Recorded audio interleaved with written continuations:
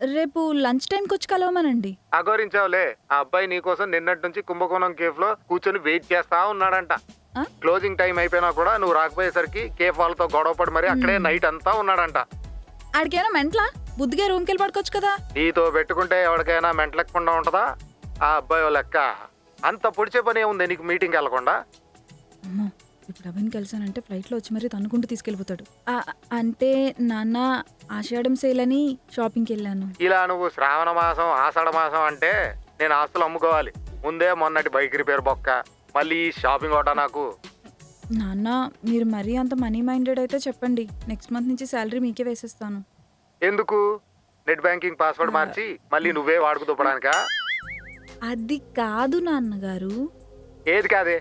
First నువ్వు సతీష్ని రేపు కలు. ఒకవేళ కలవలేదు అని నాకు కాల్ గాని వచ్చిందా, నీ 2 కాళ్ళు ఇరగొట్టి ఇంట్లో కూర్చోబెడతా.